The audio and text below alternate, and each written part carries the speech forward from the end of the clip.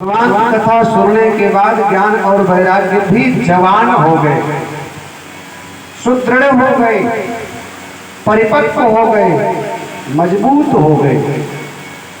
और शास्त्र का बड़ा सुंदर दर्शन है। हमारी भक्ति भी मुरझाई है,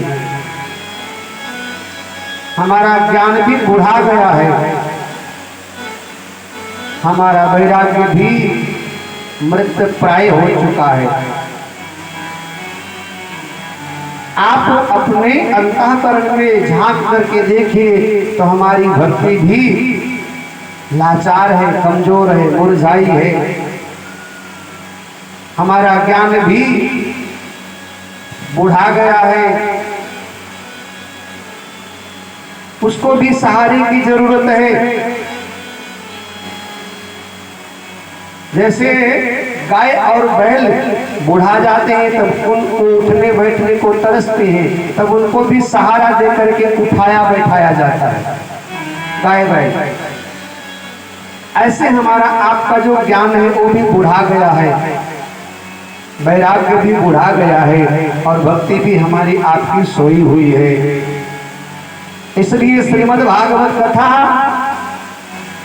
श्रवण करना चाहिए, जिससे कि हमारा ज्ञान भी युवा हो जाए, वैराग्य भी युवा हो जाए और भक्ति भी हमारी जो कुम्हिलाई है, जो मुरझाई हुई है, वो हरी भरी हो जाए। भागवत कथा से हमारा ज्ञान भी परिपक्व होगा, हमारा वैराग्य भी मजबूत होगा और भक्ति भी हमारी हरी भरी हो जाएगी। कल सायंकाल की वेला में आप सभी लोगों ने सुना कि सनकाद ऋषियों ने नारद जी महाराज को जो भागवत कथा सुनाया तो भक्ति के सहित ज्ञान और वैराग्य दोनों सुदृढ़ हो गए और दोनों श्री कृष्ण गोविंद हरे मुरारी हे नाथ नारायण वासुदेवा।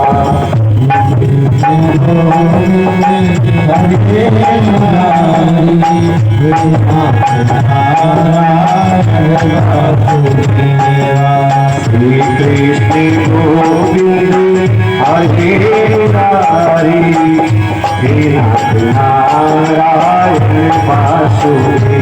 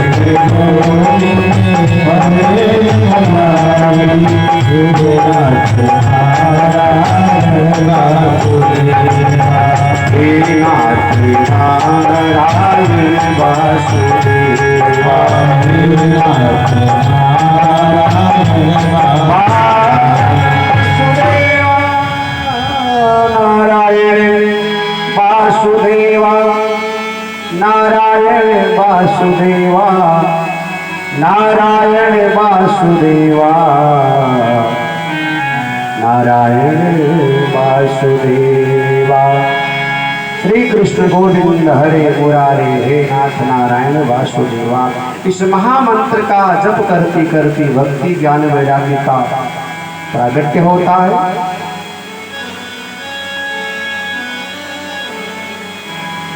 सबने देखा ज्ञान और वैराग्य, जो मूर्छित थे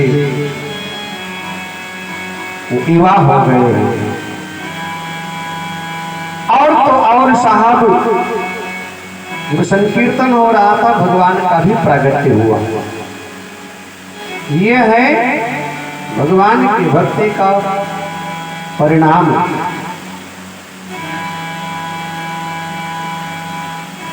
मानस में तुलसी बाबा ने लिखा, हिमज्जन फल पे किया तत्काला, काट होई पिक बकऊ मराला,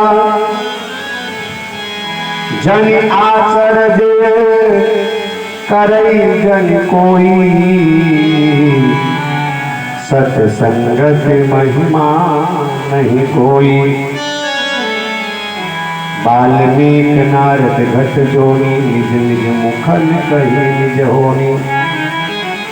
जल चर थल चर नभ चर नाना, दिगर चेतन जीव जहाना।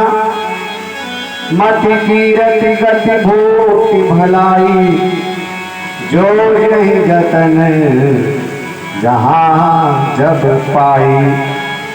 सो जानब सत्संग प्रभाऊ, लोक हुए। सो जानब सत्संग प्रभाऊ, लोक वेद न आन कुपाऊ। बिनु सत्संग विवेक न होई, राम कृपा बिनु सुलभ न सोई। राम कृपा बिनु सुलभ न सोई, राम कृपा बिनु सुलभ न सोई। मजे की बात ये साहब कि भक्ति से भगवान का प्रागट्य होता है। आनंद की बात यह है कि आपकी भक्ति जब परिपक्व हो जाएगी तो भगवान को आना पड़ेगा। जैसे नदियों में पानी जो अधिक बढ़ जाता है तो उसमें बाढ़ आ जाती है, फिर उस पानी को थाम पाना बहुत मुश्किल है। ठीक उसी प्रकार भक्ति आपके हृदय रूपी इस नदी में जब वेग से प्रवाहित होगी तो भगवान को आना पड़ेगा, प्रकट होना पड़ेगा।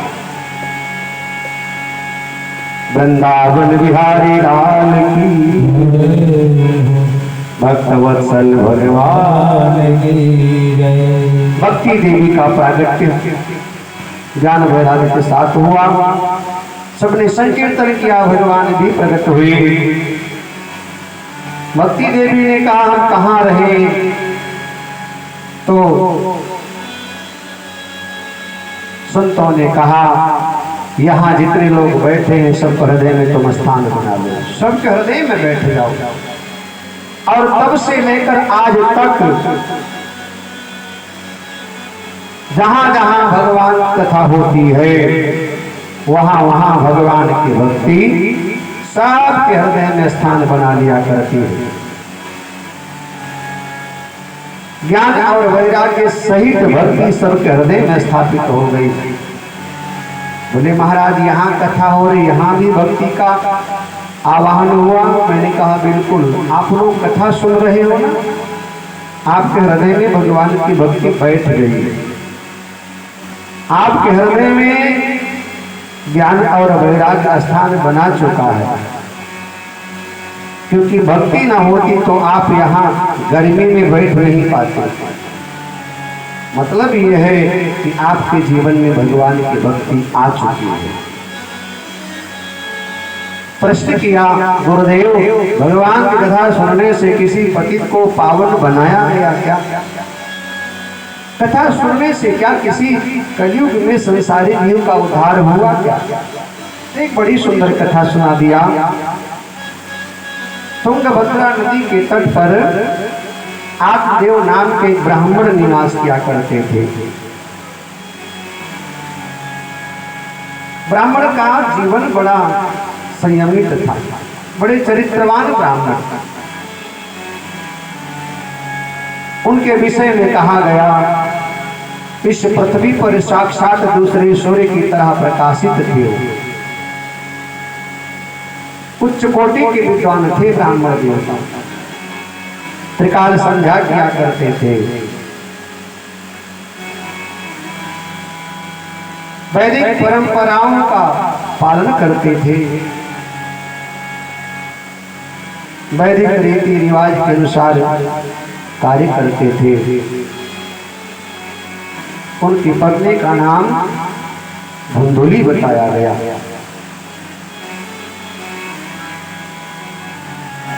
चौथापन आया, कोई संतान नहीं थी। एक दिन संतान को लेकर के बड़े परेशान हुए,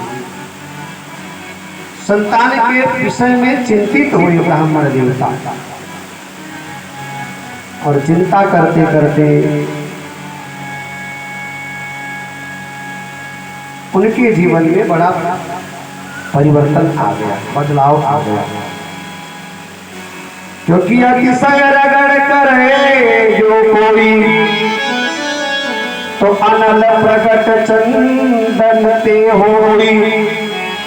देखिए, ब्राह्मण के विषय में बताया गया, बड़े चरित्रवान थे, संयमित जीवन है, ज्ञानी ब्राह्मण है, लेकिन संतान न होने के कारण चिंतित हुए, और चिंता ने उनको इतना सताया कि उनके मन में मृत्यु की भावना आ गई कि अब संतान न होने के कारण मैं मृत्यु का वर्ण कर लूंगा, और ऐसे जीवन से अच्छा है कि मर जाऊं।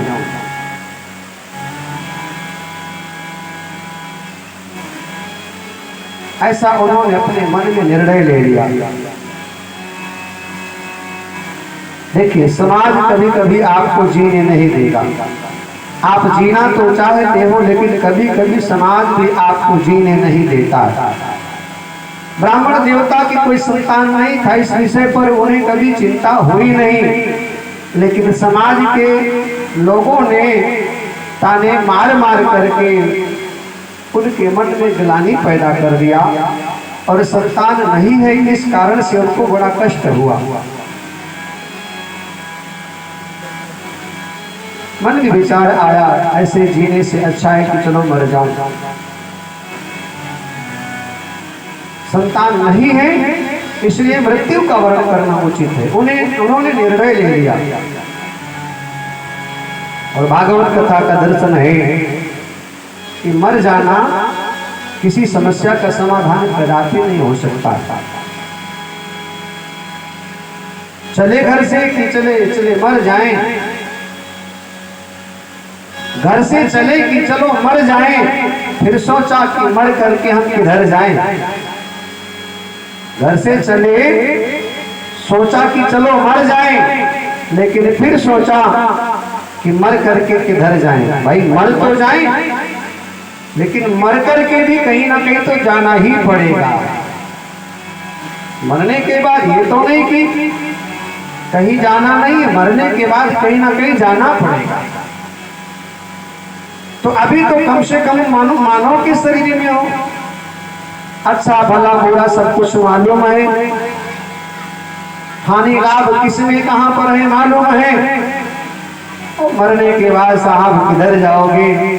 नाली का कीड़ा बनोगे, गधा बनोगे, ऊंट बनोगे, बकरी बनोगे, उल्लू बनोगे, सियार बनोगे, नेवला बनोगे, कुछ पता नहीं। इसलिए घर से निकले थे कि सोचा मर जाऊं, फिर सोचा, घर से निकले थे सोचा कि मर जाएं, लेकिन फिर सोचा कि मर करके किधर जाएं। मर तो जाएं, लेकिन मरने के बाद सही साहब फिर कहीं ना कहीं तो जाना ही पड़ेगा।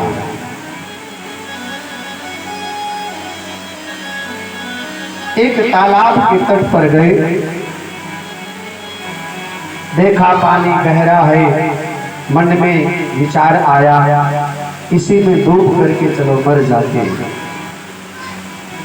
जो व्यथाएं प्रेरणा दे उन व्यथाओं को दुलारो, जूझ कर कठिनाइयों से रंग जीवन का निखारो।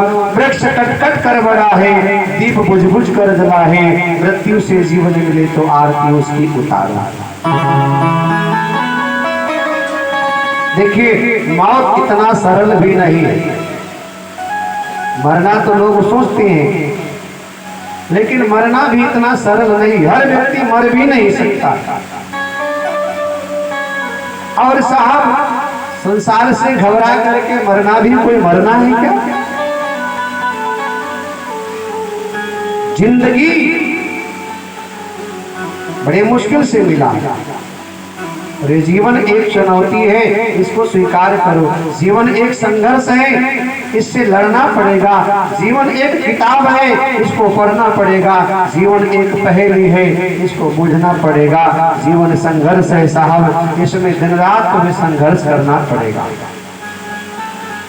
लोहा लोहे से कटकर ही कड़ा होता है, स्वर्ण तो आगे में तब कर ही खड़ा होता है। दुख की रीति भला किसने जानी है कि दुख में पलकर ही तो इंसान बड़ा होता है।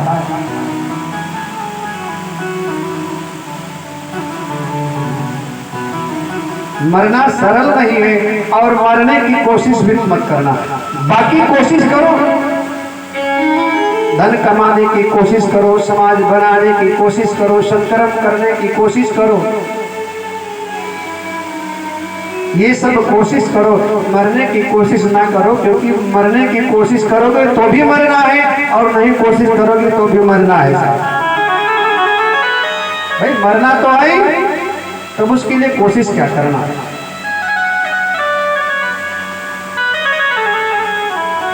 कई लोग हम लोगों से पूछते हैं, महाराज हाथ की रेखा देखकर बताओ हम यहाँ से कब जाएंगे। हमने कहा उसमें पूछने की जरूरत नहीं, टिकट कटा हुआ है, कंफर्म है, तारीख बस हमें आपको नहीं मालूम है। उसके लिए कोशिश मत करो। कब मरना है ये चिंता मत करो, मरना है ये पक्का, टिकट कटा हुआ है, कंफर्म है, मालूम हमें आपको नहीं है, लेकिन मरना है ये निश्चित है। तो जब मरना है तो उसके लिए कोशिश मत करना साहब। जो असंभव है उसको संभव बनाने का प्रयास कीजिए, और जो संभव है साहब उसके लिए क्या प्रयास कीजिए भाई। जो सहज मिल रहा है उसके लिए क्यों कोशिश किया जाए, जो नहीं मिलने वाला है उसके लिए कोशिश कीजिए। अरे मृत्यु तो साहब सहज मिलेगी, मृत्यु भी भगवान के द्वारा दिया गया एक बढ़िया तोहफा है, उपहार है। इसके लिए प्रयत्न नहीं करना पड़ेगा, इसलिए प्रयास नहीं करना पड़ेगा।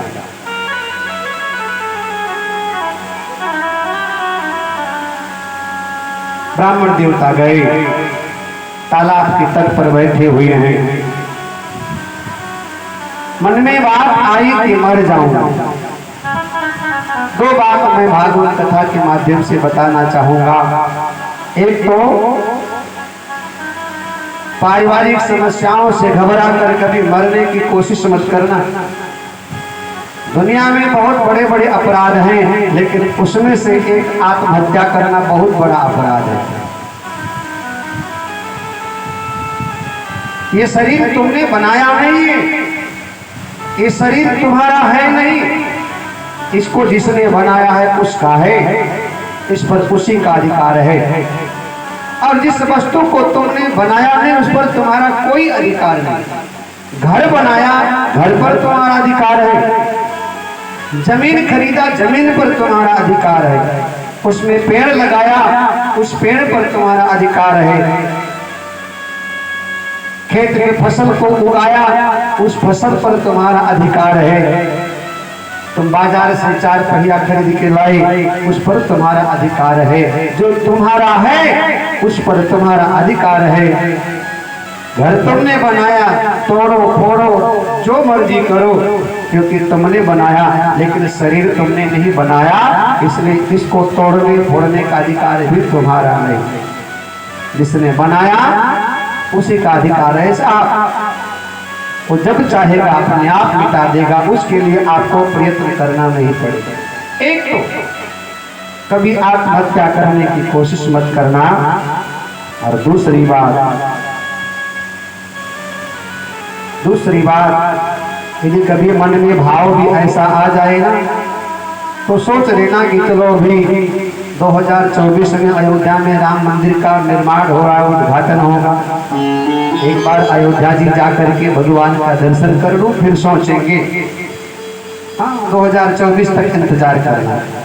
और एक बार मैं गारंटी देता हूँ, अयोध्या में जाकर रामलला सरकार का दर्शन कर लोगे ना, तो मरने वरने की बात फिर कभी करोगे ही नहीं। फिर तो सोचोगे कि अगले साल फिर आएंगे। इसलिए साहब, मरने की बात मत करना। मौत इतना सरल भी नहीं है।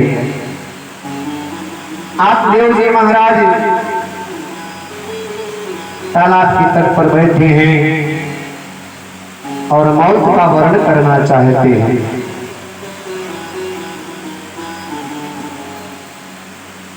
क्या भरोसा है इस जिंदगी का, साथ देती नहीं, साथ देती नहीं ये किसी का। क्या भरोसा है इस जिंदगी का, क्या भरोसा है इस जिंदगी का, साथ देती नहीं है किसी का, साथ देती नहीं है किसी का।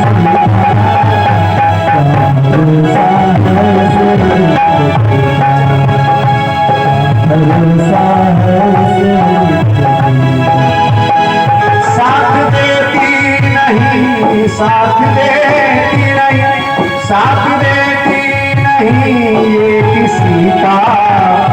क्या भरोसा है इस जिंदगी का, भरोसा है इस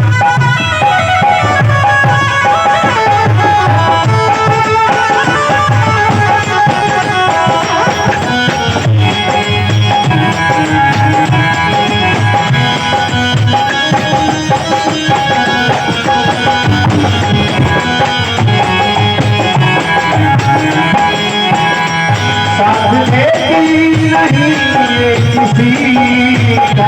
क्या भरोसा है इस जिंदगी का, क्या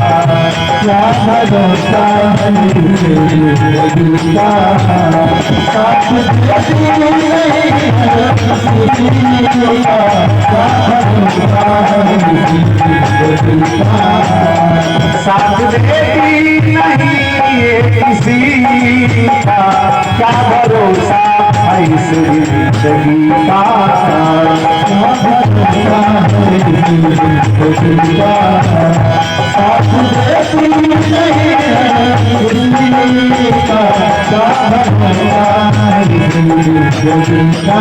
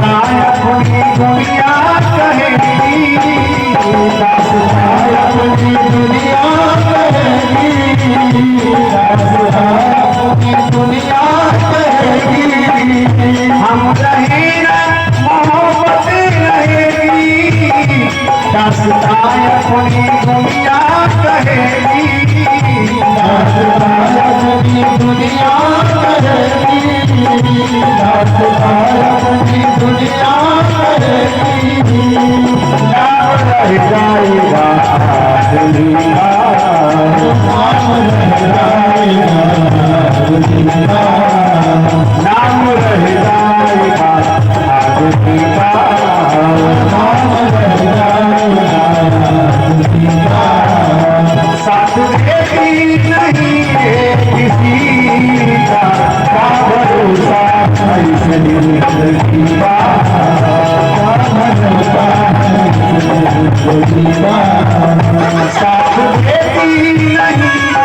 किसी का, साथ देती नहीं है किसी का, क्या भरोसा है इस जिंदगी का।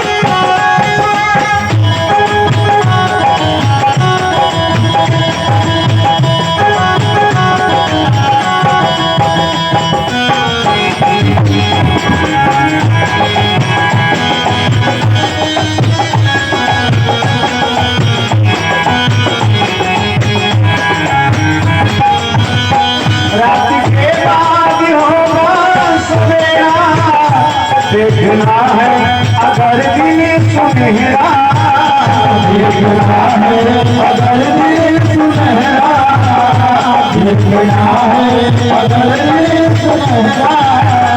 रात के बाद होगा सवेरा, देखना है अगर दिल सुनहरा, देखना है अगर दिल सुनहरा, देखना है अगर दिल सुनहरा, देखना है अगर दिल सुनहरा, देखना है अगर दिल सुनहरा। पाँव फूलों पे रखने से पहले,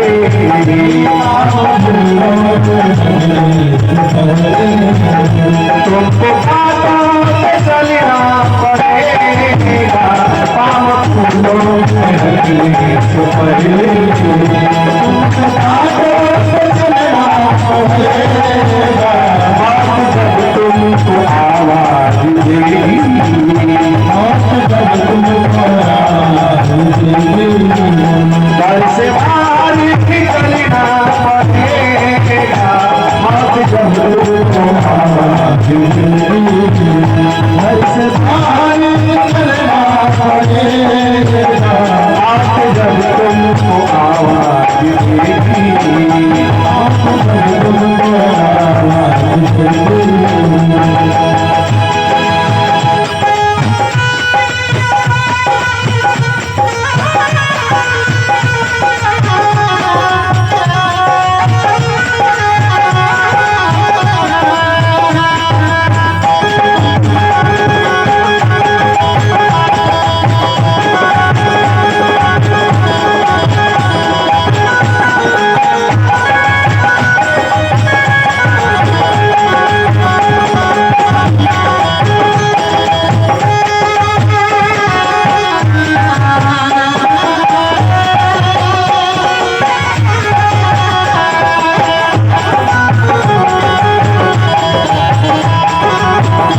ये तसव्वुर के दोषों जवानी, संजल कहो कि है कहानी, संजल कहो कि है कहानी, संजल कहो कि है कहानी।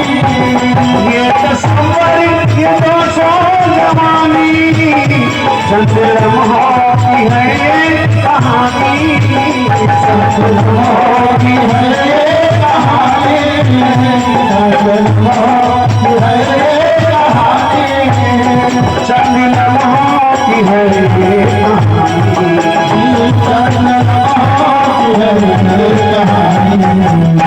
ऐसा बरसात देख लेना,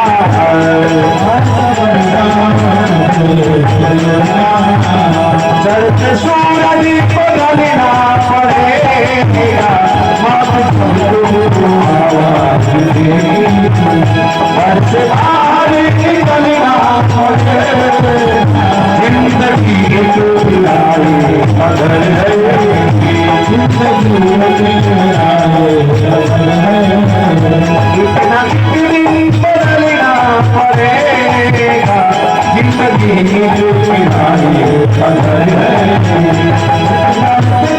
बदलना पड़ेगा।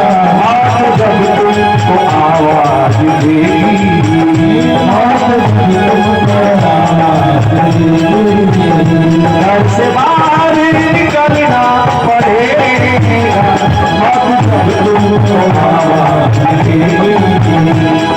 बाहर निकलना पड़ेगा, मौत जब तुमको आवाज़ देगी, मौत जब तुमको आवाज़ देगी।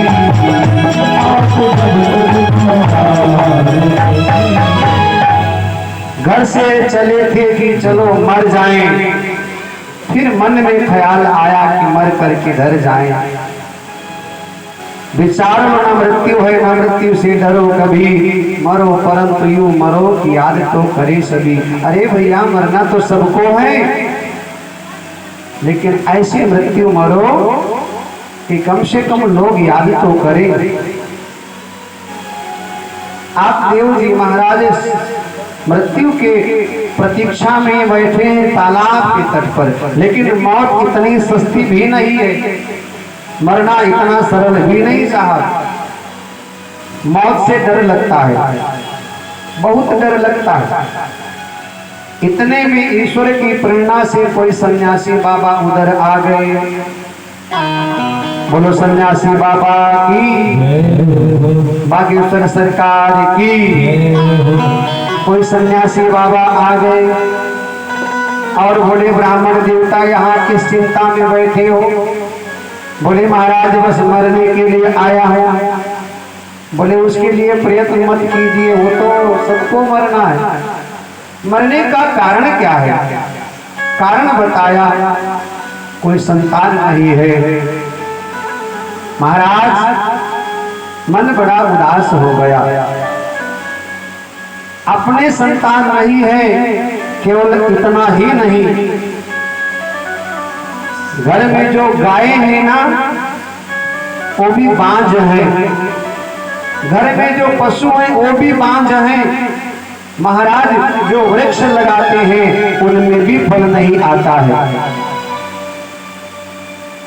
महाराज वृक्ष लगाते हैं तो हमसे लगते नहीं, वो भी सूख जाते हैं। महाराज जिस वस्तु को हम छू लेते हैं वो वस्तु सड़ जाती है, नष्ट हो जाती है। ये शरीर अत्यंत पतित हो चुका है लगता है, इसलिए मर जाना श्रेष्ठ है। सन्यासी बाबा ने ब्राह्मण देवता को समझाया, ब्राह्मण देवता इस संसार में आप जैसे हजारों नहीं लाखों करोड़ों लोग हैं जिनके संतान नहीं है। संतान होना ना होना ये व्यक्ति के भाग्य का निर्णय है।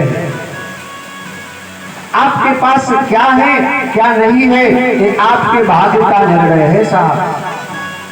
जो आपने बोया है वो आप काटोगे, जो आपने दिया है वो आपको मिलेगा। आपके बढ़िया घर है, बढ़िया परिवार है, बढ़िया समाज है, ये आपके कर्मों का फल है। आपके पास जो कुछ है ये आपके कर्मों का फल है। आपके पास कुछ भी नहीं है ये भी आपके कर्मों का फल है। आपका बेटा आपकी बात को मानता है ये आपके कर्मों का फल है। आपका बेटा आपकी बात नहीं मानता है ये भी आपके कर्मों का फल है। आपकी बहू आपकी सेवा करती है ये आपके कर्मों का फल है। आपकी बहू आपकी सेवा नहीं करती है ये भी आपके कर्मों का फल है। इसमें किसी का दोष नहीं। आपके पास जो है ये आपके कर्मों का फल है, आपके पास जो नहीं है वो भी आपके कर्मों का फल है। एक बात ध्यान रखना, जो प्राप्त है वही पर्याप्त है, उसमें ही आप संतुष्ट रहिए, स्वस्थ रहिए, सुखी रहिए। बड़ा मकान है तो भी आप अपने मन को समझाओ, छोटा मकान है तो भी अपने मन को समझाओ। छोटा है तो बड़ा हो जाएगा, नहीं है तो हो जाएगा। धीरे धीरे रे मना धीरे सब कुछ होए, माली सींचे सौ घड़ा लेकिन ऋतु आए फल हो। समय से पहले और भाग्य से ज्यादा किसी को ना मिला है ना आगे मिलेगा। किसी व्यक्ति के संतान नहीं है, ये उसके कर्मों का फल है साहब। भगवान संतान सबको नहीं देता। एक महिला के पास कोई संतान नहीं था, एक महात्मा के पास गई। महात्मा बहुत पहुंचे हुए सिद्ध पुरुष थे, लोगों का कल्याण होता था। महिला गई, महिला ने कहा महाराज कोई संतान नहीं है, आशीर्वाद दो संतान की प्राप्ति हो जाए। महात्मा ने कहा महीना खान आश्रम में रहो, पहले यहाँ दीन दुखी अनाथों की सेवा करो, फिर भगवान की कृपा होगी संतान की प्राप्ति हो जाएगी। अब महिला आश्रम में रह रही है, उस आश्रम में अनाथ लोग भी थे, उस आश्रम में छोटे छोटे बच्चे भी थे जो अनाथ थे। एक दिन महिला भोजन कर रही थी, साथ में एक बालक आकर बैठ गया। गरीब बालक था, भूखा था, महिला के सामने बैठा है, देख रहा है एक रोटी मिल जाए तो भूख मिट जाए, भूख से परेशान है। महिला के सामने बैठा है, रोटी मांगा, लेकिन महिला ने फटकार डांट करके भगा दिया। बालक अपने हिस्से में से एक भी रोटी का टुकड़ा बालक को नहीं दिया। और ये घटना महात्मा जी देख रहे थे।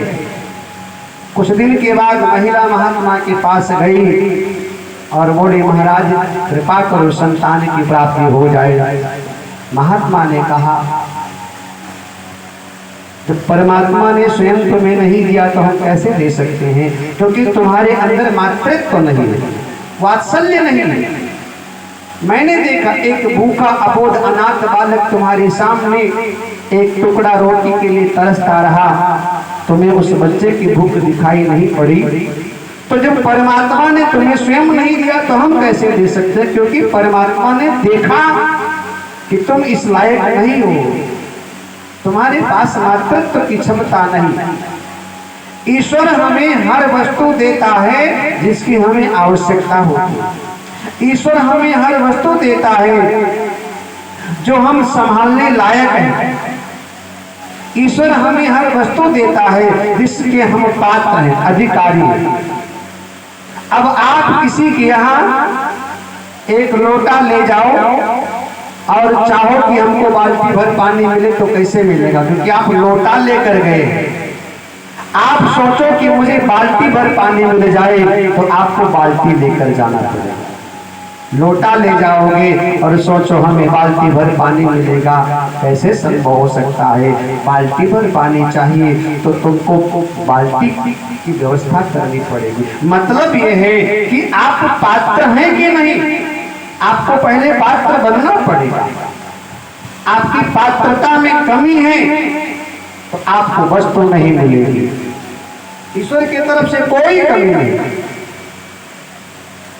प्रभु की करुणा में कोई, प्रभु की करुणा में कोई कमी है नहीं, पात्रता में हमारे कमी आ गई।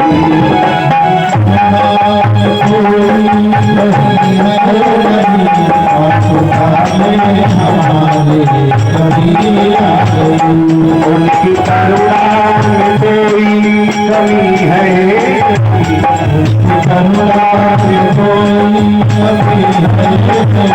पात्रता में हमारे कमी आ गई।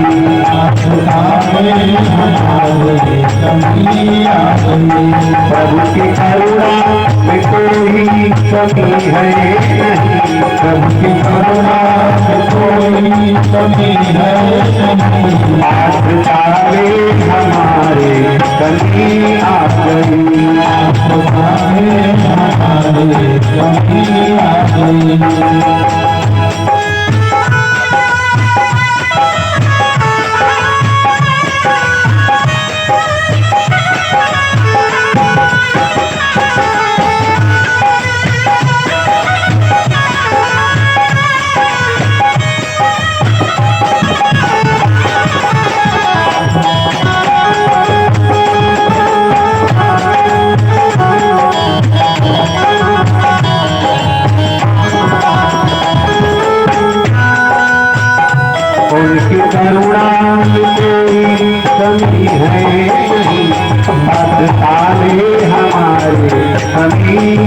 गई। करुणा कोई कभी है नहीं, प्रार्थना में हमारी कमी आ गई। प्रतिदिवस आके मिलते हैं हमको प्रभु, प्रतिदिवस आके मिलते हैं हमको प्रभु, फिर भी अब तक न उनको समझ हम सके।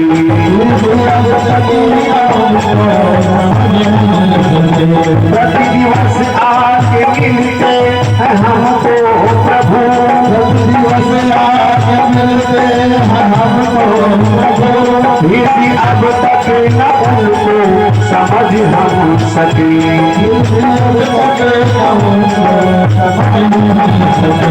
रब के उगने में कोई कमी है नहीं, रब के उगने में कोई कमी है नहीं, नेत्रता में हमारे कमी आ गई।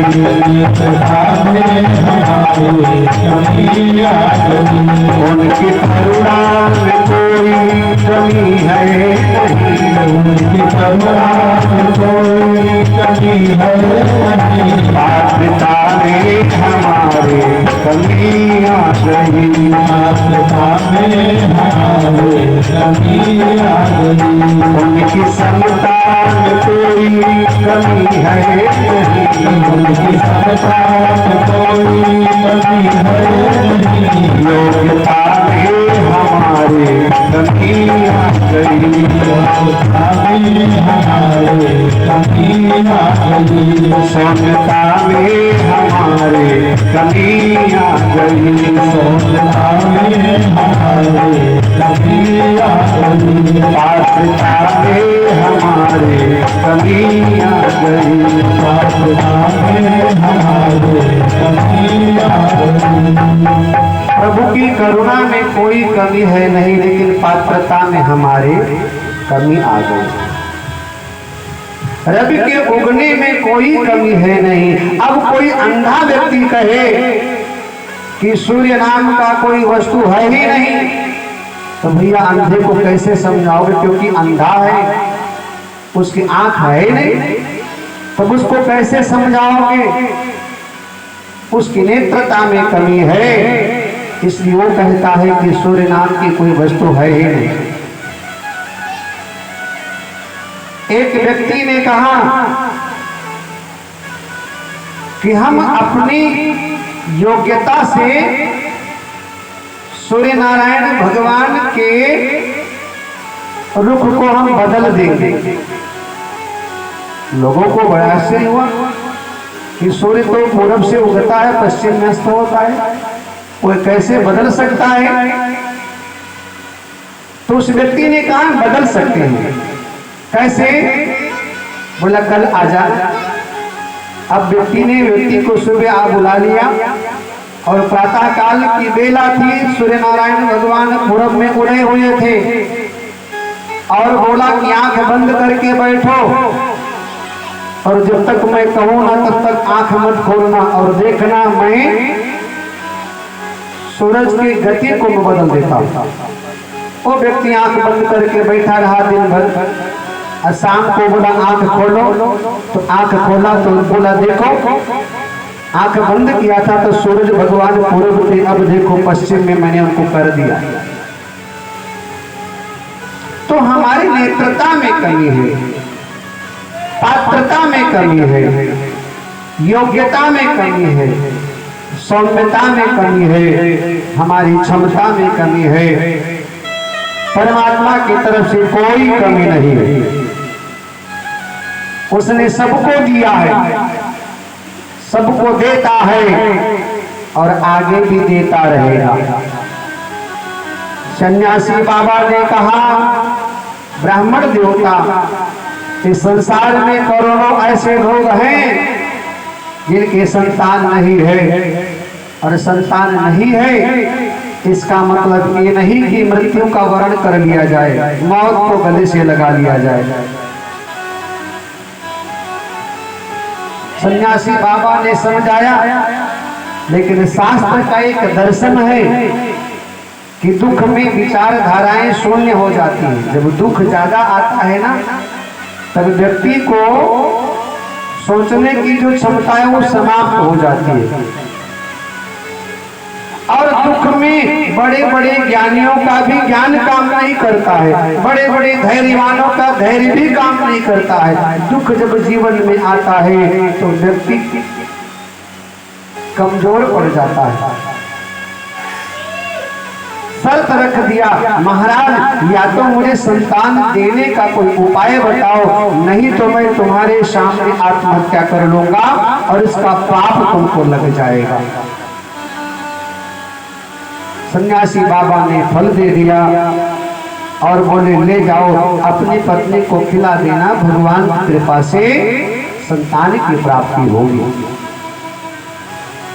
बड़े प्रसन्न हुए, फल लेकर घर गए। देखना, पाप करना पाप है, पाप होते देखना भी पाप है, और पाप करने के लिए किसी को उकसाना भी पाप है। इसलिए ना तो पाप करना, ना पाप होते देखना, और ना पाप करने के लिए किसी को उकसाना, ये तीनों पाप है। सन्यासी बाबा ने देखा ये मर जाएगा तो मुझे पाप लगेगा। ब्राह्मण देवता ने कहा मैं आत्महत्या कर लूंगा तो इसका दोष तुमको लगेगा। इसलिए कोई उपाय करो। फल दे दिया, घर गए ब्राह्मण देवता, उनकी पत्नी का नाम धुंधुली है, दे दिया। फल का फल बताया, इस फल का फल यह है कि फल खाओगी तो संतान की प्राप्ति होगी। देखिए, फल का फल कभी निष्फल नहीं जाता, और वो भी फल एक सन्यासी महात्मा ने दिया है।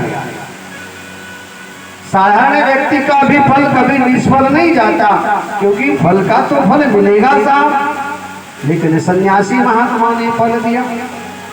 ब्राह्मण देवता अत्यंत प्रसन्न हुए। अब देखिए, आपकी कोई कामना है और आप किसी देवस्थान पर जाओ और बिना श्रम के आपकी कामना पूरी हो जाए तो साहब आप तो बड़े प्रसन्न हो जाओ। ब्राह्मण देवता की कामना थी संतान की प्राप्ति, फल के द्वारा संभव है। अपनी पत्नी को दिया, फल खा लो, संतान की प्राप्ति होगी। पत्नी का नाम धुंधुली था।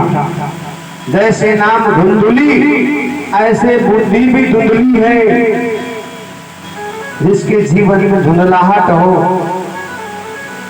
अस्पष्ट वादी ना हो, अस्पष्ट दिखता ना हो, ऐसे आप देव की पत्नी धुंधुली ने फल को लिया और रात भर चिंतन करती रही।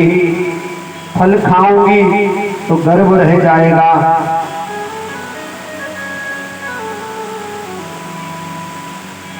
गर्भ रह जाएगा तो उदर भारी हो जाएगा, और घर में कदाचित आग लग गई तो भाग नहीं पाऊंगी, जल करके मर जाऊंगा। इसलिए फल खाऊंगी ना।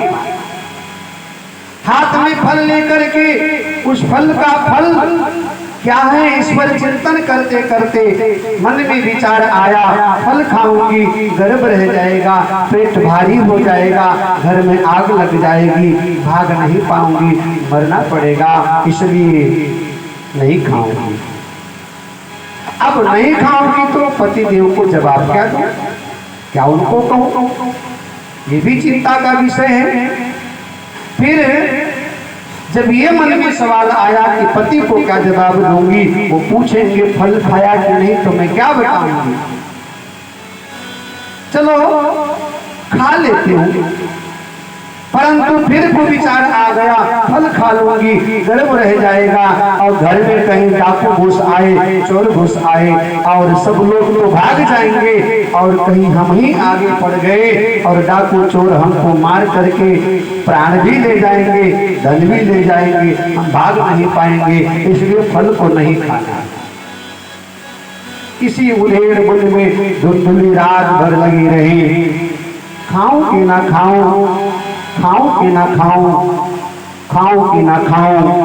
और संजोग से धुंधली की बहन भी उस समय घर में आई थी। बहन की चिंता को देखा और बोली, बहन चिंतित क्यों हो? चिंता का कारण बताया।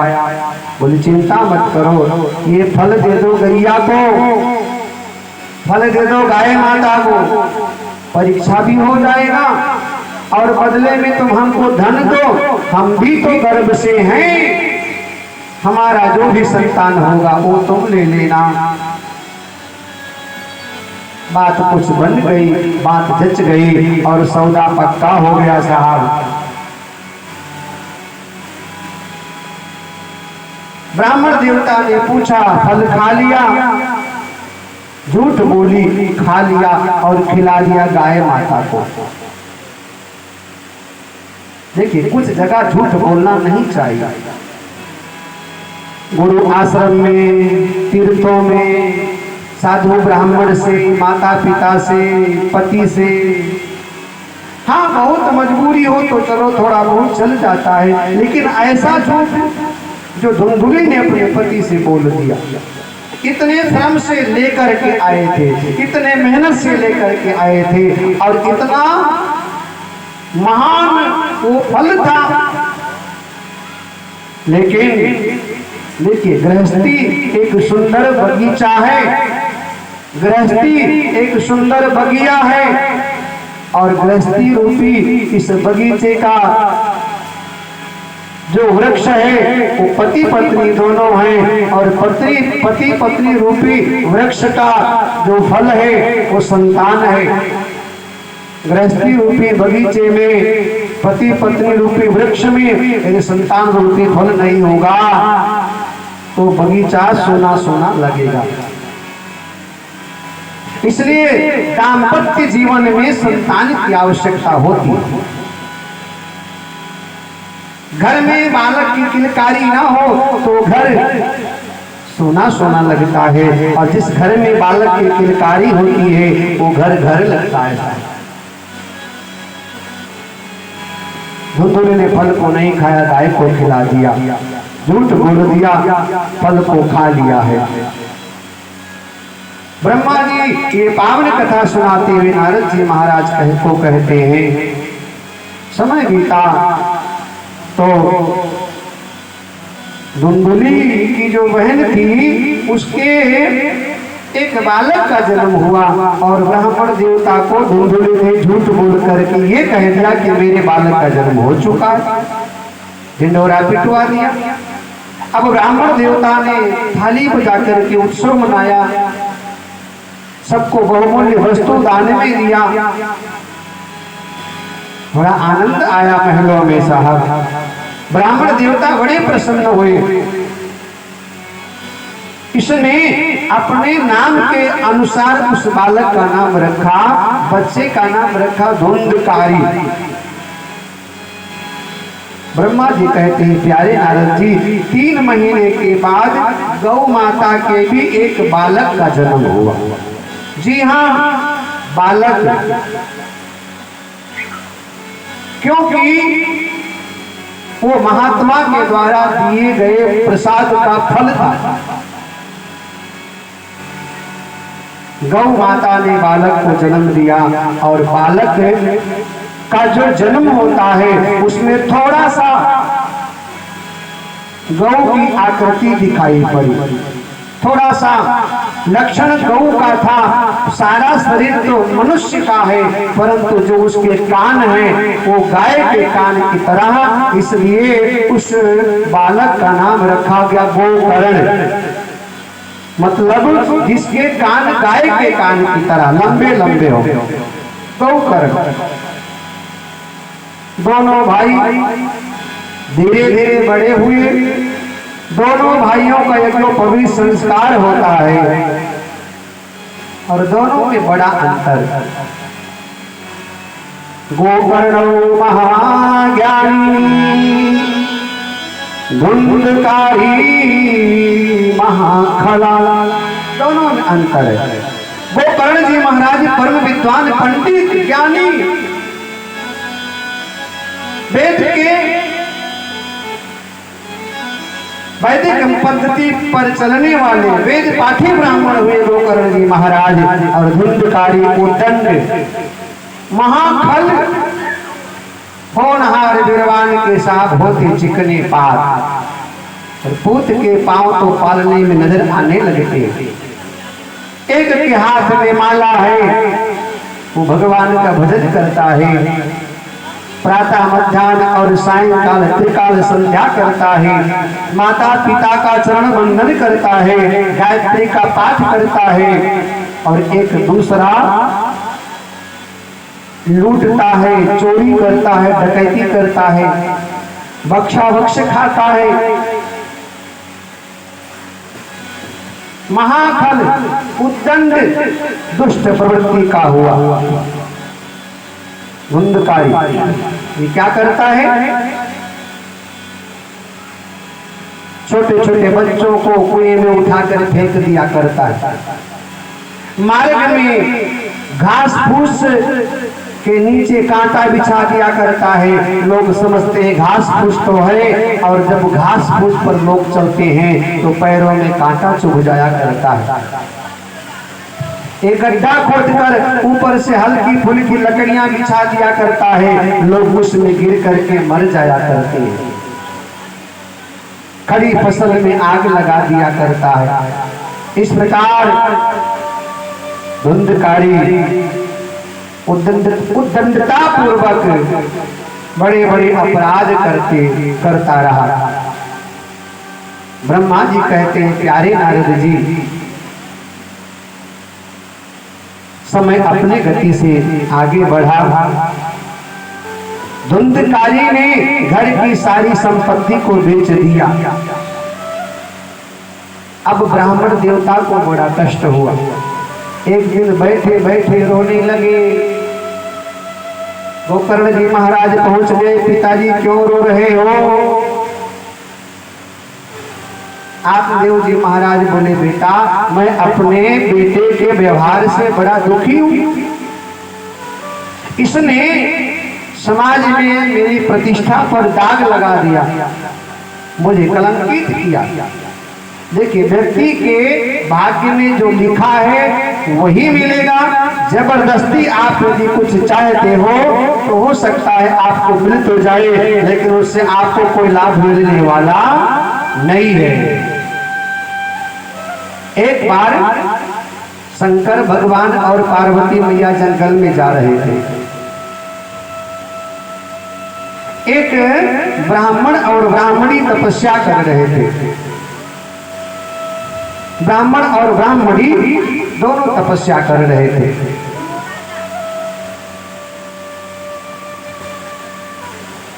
पार्वती मैया ने कहा, चलो, कई वर्षों से तपस्या कर रहे हैं बेचारे, इनको वरदान दे दो। शंकर भगवान ने कहा, देवी अभी इनका जो तप है वो पूर्ण नहीं हुआ, अभी अधूरा है। अभी इनको दे भी देंगे तो ये उसको संभाल नहीं पाएंगे, पचा नहीं पाएंगे, इसलिए अभी इनको देना व्यर्थ है। पार्वती मैया ने जिद किया, नहीं बाबा, एक बार चलो, बहुत दिन से बेचारे लगे हैं आपकी पूजा करते करते। शंकर भगवान ने समझाया, मैया नहीं मानी, बोली चलो। भगवान शंकर बोले, चलो चलते हैं। अब देखिए, पति पत्नी और एक बेटा, 3 लोग तपस्या कर रहे थे। शंकर भगवान पहुंच गए। बोले, हम महादेव हैं, तुम्हारे व्रत से, तुम्हारे तप से हम प्रसन्न हुए, वरदान मांगो। ब्राह्मणी ने देखा भगवान आए हैं, मौका बड़ा सुंदर है, वरदान मांग लिया जाए। तो ब्राह्मणी ने विचार किया कि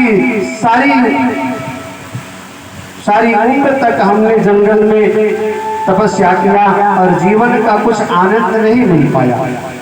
ये घास फूस खा करके जीवन जीना कोई जीवन है? शरीर बुढ़ा गया, 80 साल की अवस्था हो गई है, चली चला का बेला है। अब भगवान आए हैं और भगवान कहते हैं वरदान मांगो तो एक बार जीवन को और जिया जाए। तो ब्राह्मण ने पता है क्या मांगा? ब्राह्मणी बोली महादेव प्रसन्न है तो मुझे 20 वर्ष की युवती बना दो, युवा कर दो हमको। शंकर भगवान बोले तथास्तु, ऐसा ही होगा। अब 80 साल की दादी अम्मा 20 वर्ष की युवती बन गई। शंकर भगवान ब्राह्मण देवता के पास गए। ब्राह्मण देवता ने विचार किया, बाप रे बाप, मेरी बुढ़िया को क्या हो गया, ये तो युवा हो गई। लगता है इसके मन में भेद पैदा हो गया। हम बुढ़ापे में हैं और युवा अवस्था में खुद प्रवेश कर गई, लगता है हमें छोड़ करके चली जाएगी। भाई कहाँ मेल खाएगा? एक 85 साल का बूढ़ा, एक 80 साल की युवती, मेल कहाँ खाएगा? शंकर भगवान बोले वरदान मांगो, तुम्हें भी मैं देने के लिए आया। उस बूढ़े को अपनी बुढ़िया पर बड़ा क्रोध आया और बूढ़े ने कहा, महादेव हम पे प्रसन्न हो तो हमारी बुढ़िया को तुम सुकरी बना दो। सुकरी, सुअर बना दो। शंकर भगवान मुस्कुराए, पार्वती मैया की तरफ देखे और बोले तथास्तु, ऐसा ही होगा। अब पहले 80 साल की अम्मा, फिर 20 साल की युवती, फिर सुकरी बनकर के घूमने लगी। बालक बगल में खड़ा रोने लगा, मेरी माँ को क्या हुआ, मेरी माँ को क्या हुआ, मेरी माँ को क्या हुआ। शंकर भगवान ने कहा, बेटा चिंता मत कर, तेरा वरदान बाकी है, मांग ले, तुझे क्या चाहिए। बालक हाथ जोड़ा और बोला, बाबा हमें और कुछ नहीं, हमें तो हमारी माँ दे दो, हमें हमारी माँ दे दो। भगवान शंकर ने कहा तथास्तु, जाओ। और जो सुकरी बनी घूम रही थी वो फिर बुढ़िया बन गई। मतलब शंकर भगवान ने तीनों को दिया, लेकिन मिला क्या? कुछ नहीं मिला साहब। जहां से चले थे वहीं आकर तीनों बैठ गए, खड़े हो गए। मतलब ये है, आपके किस्मत में जो लिखा नहीं है उसको जबरदस्ती आप पाना भी चाहेंगे, हो सकता है मिल जाए, लेकिन उससे आपको लाभ नहीं मिलेगा, उससे आपको लाभ नहीं मिलेगा। ब्राह्मण देवता अपने बालक के व्यवहार से बहुत क्षुब्ध हुए, उदास बैठे हैं, रोने लगे। देखिए इंसान का रोना बंद नहीं हुआ। पहले रो रहे थे बेटा नहीं है इसलिए रो रहे थे, अब रो रहे हैं कि बेटा है। पहले बेटे के लिए रो रहे थे, अब भी बेटे के लिए रो रहे हैं। पहले रो रहे थे संतान नहीं है, अब रो रहे हैं संतान है तो परेशान कर रहा है, पीड़ित कर रहा है, प्रताड़ित कर रहा है। जो इज्जत थी वो मिट्टी में मिला रहा है। सुंदर चरित्र पर दाग बन गया मेरा बेटा। जीवन में आपके दुख लिखा है तो मिलेगा, सुख लिखा है तो मिलेगा। कभी कभी हम सुख की उम्मीद करते हैं तो दुख मिल जाता है, और कभी कभी हम सोचते भी नहीं है कि हमारे जीवन में सुख आएगा, लेकिन वो भी आ जाता है यदि होगा तो। इसलिए जो भी तुम्हें मिला है वो तुम अपनी किस्मत को समझ करके साफ स्वीकार कर लीजिए। ब्राह्मण देवता को बड़ा कष्ट हुआ। गोकर्ण जी महाराज ने कहा, पिताजी क्यों रो रहे हो?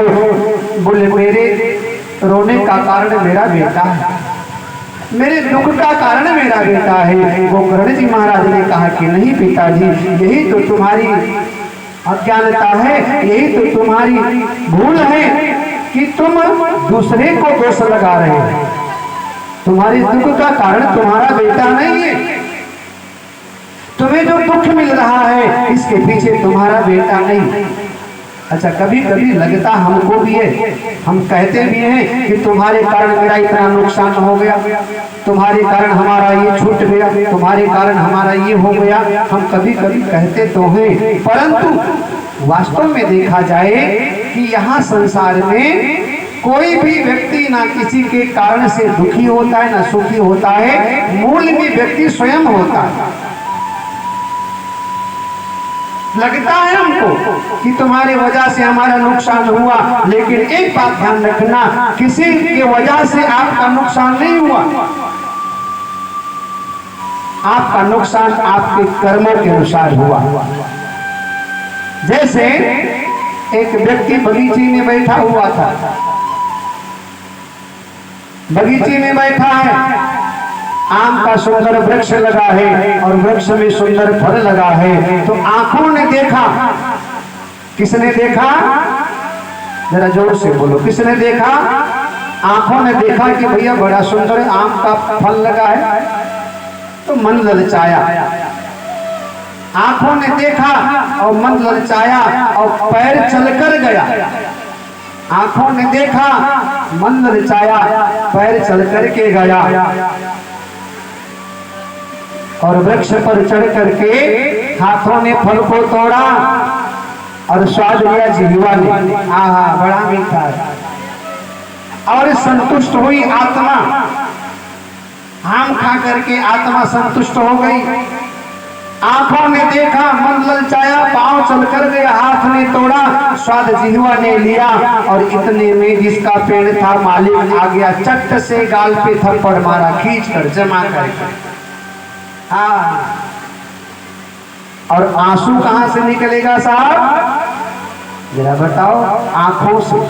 पहली गलती आंखों की थी। आंखों ने देखा, मन ललचाया, पांव चल के गया, हाथ ने तोड़ा, जीवा ने स्वाद लिया, थप्पड़ गाल को मिला और आंसू निकला आंखों से। मतलब पहली गलती जो है वो ये है, आंखों ने किया था। अक्सर में हमारी पहली गलती दिखती नहीं है, लेकिन कहीं ना कहीं मूल्य में हम स्वयं कारण है साहब।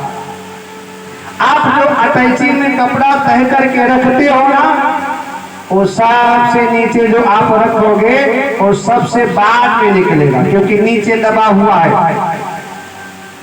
आप कितना कोशिश करो कि पहले रखा था वो पहले निकल आए, लेकिन नहीं। जो कपड़ा अटैची में तह करके आप पहले रखोगे वो सबसे बाद में निकलेगा, क्योंकि वो दबा हुआ है। ऐसे